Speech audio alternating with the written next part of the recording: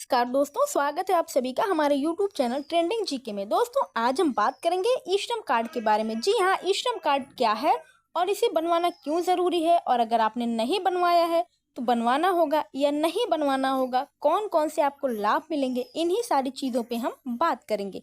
तो चलिए शुरू करते हैं। आज हम विस्तार से समझेंगे पॉइंट टू पॉइंट सारी बातों को। तो वीडियो में अंत तक आप बने रहिएगा, आपको सारी चीजें डिटेल में समझ में आ जाएंगी, क्योंकि यहाँ पे पॉइंट एक एक करके सारी चीजें हम आपको समझाने वाले हैं। क्योंकि आज हम विस्तार से समझेंगे कि क्या है ये। तो ई श्रम कार्ड योजना के तहत मिलने वाला 3,000 रुपए हर महीने कैसे मिलेगा, किन लोगों को इसका फायदा मिलेगा और किन्हें नहीं मिलेगा। तो अगर आपके अकाउंट में पैसा नहीं आया तो उसकी वजह क्या है और उसे कैसे ठीक किया जा सकता है, और इस पूरी प्रक्रिया में कौन कौन से डॉक्यूमेंट चाहिए, आवेदन का सही तरीका क्या है, ये सारी चीजें हम इसमें जानेंगे। तो इसलिए दोस्तों आप बिल्कुल सही वीडियो पर आए हैं। तो चलिए हम शुरू करते बिना देर किए। सबसे पहले हम बात करते ई श्रम कार्ड योजना की। जी हाँ, ई श्रम कार्ड योजना आखिर है क्या। तो ई श्रम कार्ड योजना को प्रधानमंत्री नरेंद्र मोदी सरकार ने श्रमिकों के लिए शुरू किया था। जी हाँ, इसका मुख्य उद्देश्य देश के असंगठित क्षेत्र में काम करने वाले मजदूरों,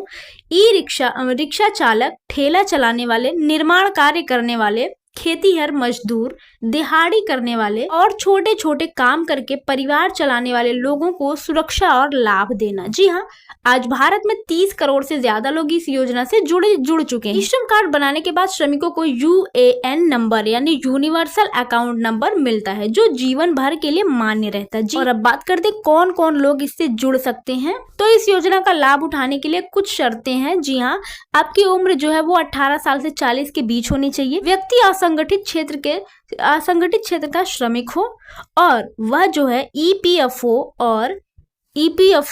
ईएसआईसी या एनपीएस जैसी किसी और सरकारी योजना में पहले से लाभार्थी ना हो, और वह इनकम टैक्स पेयर ना हो, यानी इनकम टैक्स ना भर रहा हो, और साथ ही बैंक अकाउंट आधार से लिंक होना चाहिए।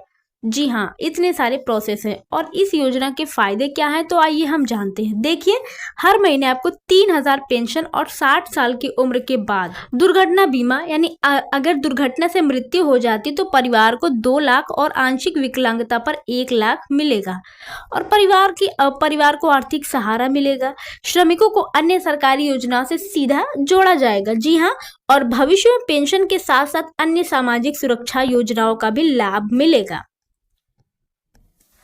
बात ये आती है कि पैसा क्यों नहीं मिल रहा है, आखिर पैसा हमें क्यों नहीं मिल पा रहा है। तो दोस्तों, बहुत से श्रमिक शिकायत कर रहे हैं कि उन्हें ई श्रम कार्ड बनवा लिया है, लेकिन अब तक 3,000 रुपए जो है पेंशन का कोई लाभ उनके खाते में नहीं आया है। तो इसकी मुख्य वजह आपको हम बता दें। देखिए, गलत जानकारी देना, जैसे नाम, जन्मतिथि, आधार नंबर गलत भरना। दूसरा, आधार और बैंक अकाउंट लिंक ना होना। और तीसरा, नॉमिनी डिटेल्स गलत भरना। और आवेदन करते समय सही योजना का चयन ना करना। जी हाँ, पहले ईपीएफओ, ईएसआईसी या इनकम टैक्स पेयर होना, ये विकल्प। अगर आप इन सारी योजनाओं में नहीं जुड़े हैं और इनकम टैक्स पे कर रहे हैं, तो आप जो है, अगर आप ईपीएफओ और ईएसआईसी और या इनकम टैक्स पेयर हैं, तो आपको इस योजना का लाभ नहीं मिलेगा। जी हाँ, और हम अब बात करते हैं आवेदन कैसे करना है। तो चलिए बताते हैं आवेदन कैसे करना है। अगर आपने अभी तक आवेदन नहीं किया है तो यह प्रोसेस अपनाइए। जी हाँ, देखिए, बहुत सिंपल है, ज़्यादा कोई कठिन काम नहीं है इसमें। आप मोबाइल के ब्राउज़र में जाइए और वहाँ पे ई श्रम पोर्टल, जी हाँ, ishram.gov.in खोलें, अपनी भाषा चुनें, मेन पेज पर जाएं, रजिस्ट्रेशन ऑन ई श्रम पर क्लिक करें। वहाँ पे दिया रहेगा रजिस्ट्रेशन ऑन ई श्रम, उस पर आपको क्लिक करना है। और अब आपके सामने विकल्प आएगा। क्या विकल्प आएगा? वहाँ पे ये आएगा, प्रधानमंत्री श्रम योगी मानधन योजना यानी PMSYM, ये आएगा।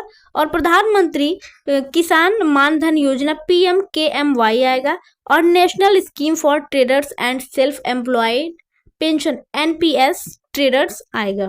उसके बाद इनमें से आपको PMSYM चुनना होगा। क्या चुनना होगा? तो आपको वहां पे चुनना है PMSYM वाला, ये चुनना है आपको। फिर रजिस्ट्रेशन की प्रक्रिया पे अब हम आते हैं। उसके बाद आते हैं रजिस्ट्रेशन की प्रक्रिया पे। जी हाँ, अब आपको 6 स्टेप पूरे करने होंगे, ज्यादा नहीं, बस 6 स्टेप।